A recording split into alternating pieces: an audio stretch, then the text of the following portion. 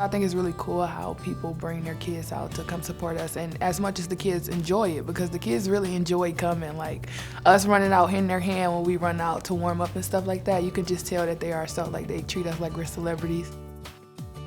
We're a Michigan State Spartan. You know, those kids grow up and that's what they want to be. They want to be a Spartan. And all those little girls, you know, they see us playing, and I think that, you know, makes them want to play basketball. And, you know, we're their role models, so they want to be like us. They want to play basketball and become a Michigan State Spartan. And, you know, that's really important for us, you know, that whenever we, you know, have a bad day or something, you know, to come in and warm up and see all their faces and see them supporting us, you know, that gives us a little oomph in our step, you know, like, hey, you know, I gotta perform today, you know, I gotta have a smile on my face because, you know what, I can't show that to them, you know, they're looking up to us.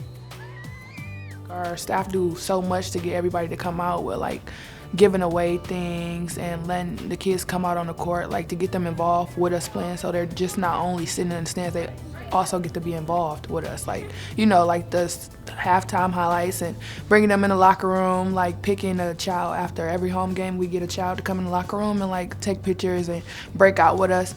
So I think that's why so many people come out, because we get them involved. Spartans at 3, 1, 2, 3, Spartans!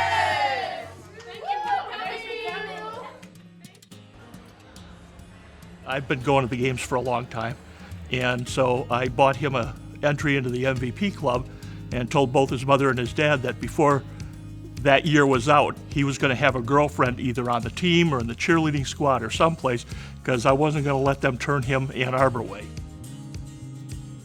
We've really tried to capitalize on the community involvement in terms of the kids, and I personally think we have great role models for young people. It doesn't matter what gender they are. I mean, I think our kids are, you know, committed, hardworking, sacrificed a lot, good students, good people. So, you know, I think that was sort of a natural thing to try to build attendance at the same time, have the opportunity to enhance a program that was actually already established and in place.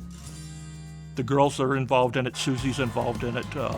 I like the way they bring the kids around at the beginning to do the high five of the girls when they come out. It's just kind of a cool thing. You don't see that in other places. I'm in the player in the how they play in the defense and the offense, and I'm in the home. Because he sits down in the lower bowl there, he's really close to where the girls are. And before they get into their organized drills, while they're just out, you know, with some free time, they'll take pictures with the kids and stuff. And so I was sitting up in my seat, which is just behind that, and he was down there with his dad, and his dad called Tori over, or she was on their side, and they asked if he could get a picture with them. We came back a couple games later with the picture and asked her to autograph, and she did, which was pretty humble of her. I felt like she didn't have to do that. And so I became a fan at that point probably, and he was definitely already a fan at that point. Just before Christmas, he gets diagnosed with the brain tumor. And he was at Sparrow, and their recommendation was that he should go down to Ann Arbor to get that done. So they medevaced him down to Mott Hospital. I cried a lot. This is my baby, you know, and you don't know what's going to happen, and you have no control. So there's nothing you can do but to trust them. They ended up doing the first surgery actually on Christmas Eve day.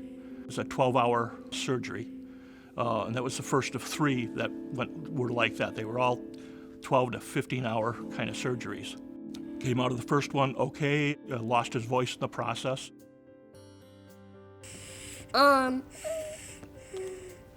I mean, you're going through it, and trying to fight through it, and I'm like, I have to do it.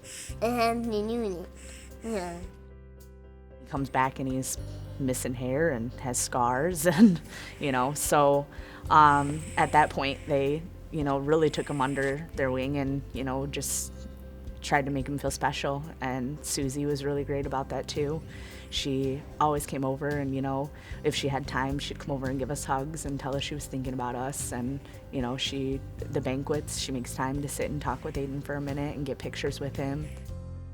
First met him a handful of years ago, and I remember meeting him, and when I looked in his eyes, it was like I was looking at my son's face. You know, I could see my son in his eyes. It was sort of a bizarre moment as a mom, and I really felt for their family, you know, what they've gone through, what that little boy's had to go through.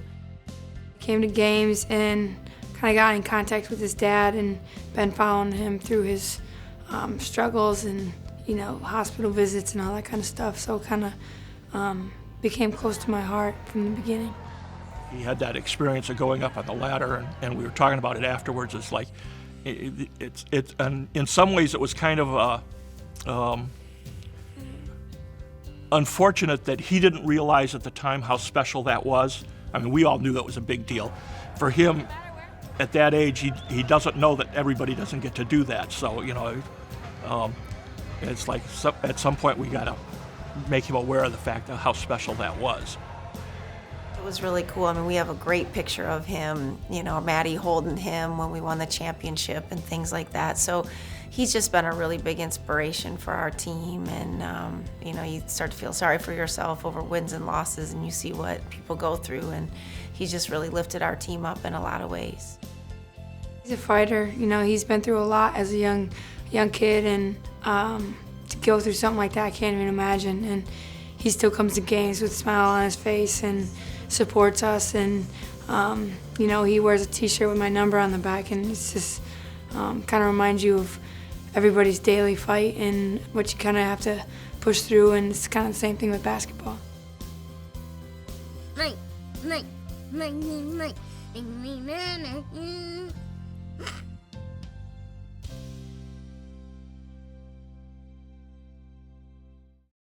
Hello and welcome live to the Breslin Center, where tonight it's Michigan State University Spartans and the University of Minnesota Golden Gophers. Elmo, today the postseason starts for Michigan State. There is no more room for error for MSU if they want to get into the NCAA tournament this season. And as the ball is tossed in the air, the tip is won by the Michigan State Spartans. And here we go from the Breslin Center. MSU working offensively to the right, or to our right rather, in the home white uniforms. Over to Agee on the left wing. Now with 10 to shoot. Agee steps in for a long two, buries it. Oh, she went 7 of 14 from the field in the last game. And if Agee is knocking down those type of jump shots, she is a force. And here comes MSU again down the left sideline. Over to Jankowska on the right wing. Steps back for three. Bam! There's the first three of the night for Tori Jankowska. She's got 5 points, and the Spartans lead 19-16. McCutcheon drives to the top, gets inside with a floater, off the glass and in. Haven't seen that shot from McCutcheon this season. A beautiful teardrop. 15 seconds to go in the second quarter. Jankowska with the basketball at the top of the key. Now 10 seconds left. Jankowska toward the left wing now. Bounce pass to Agee. 6 left in the first half. She triggers for three, and it's good. Nothing but the bottom of the net from Brandy Agee on the right wing, and the buzzer sounds. Minnesota does not get the shot off, and the Spartans have a 37-35 lead over Minnesota thanks to some terrific offense from Brandy Agee throughout the first 20 minutes of action. First possession of the third quarter. Over to Agee, wide open three, and buries it. My goodness, she's had the hottest hand for Michigan State today, and she was left open by a mile. Bounce to Agee, 8 to shoot. Agee triggers a three and buries it. Brandy Agee cannot miss right now, extending her career high. She's got 27.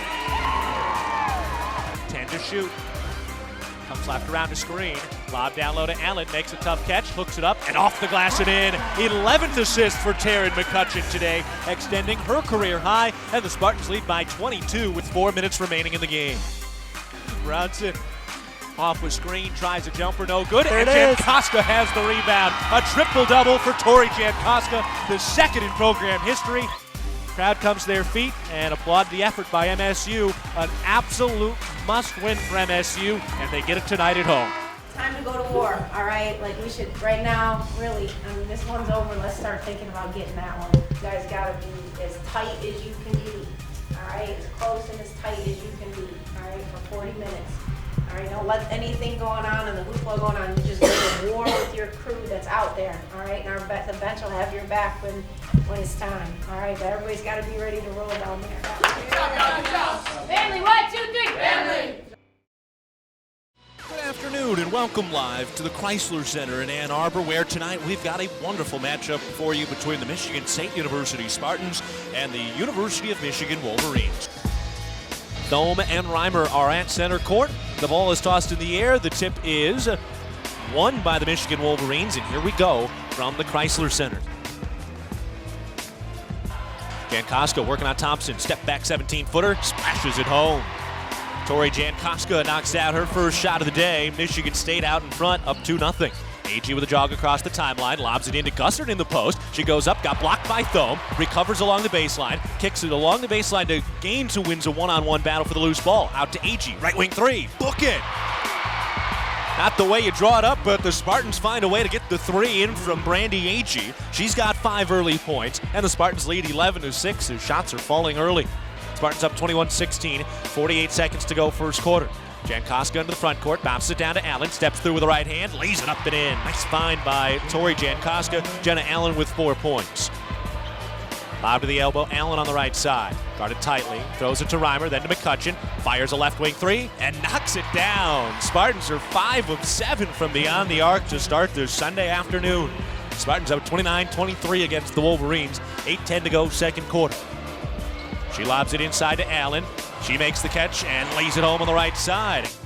Now Gussert the other way, swarmed near the elbow. Gets it off to Jankowska. Pops from the top of the key for 3. That's in and out. And with 25 seconds remaining in the first half, Michigan has the basketball. They trail 42-41. Flaherty against Gussert. Lays it home. First lead now for Michigan. And the first half comes to a close. So Michigan had a big lead early. Wolverines able to pound it back. And they have a 1-point lead at halftime. Over to Jankowska on the left wing. Comes right around a screen, gets into the lane, floater goes up and drops down. Jankowska with 22 points. Lead back to 10 for MSU. McCutcheon at the top of the key, comes left around a screen. She gets to the wing and then bounces into the post. Allen working on Thome. She had it tipped, picks it back up, hands off to Agee by herself and lays it up and in. Then to Jankowska, wide open. Instead throws it down to Agee, who makes the catch and lays it home. Post Reimer, 9 to shoot. Reimer reverse layup attempt. It's good, and the foul. That just might do it. Spartans win. As big a win as the Spartans can get late in the Big Ten season. Tori Jankowska leads the way, and the Spartans put up a statement victory, trying to battle from outside to get back in for the NCAA tournament.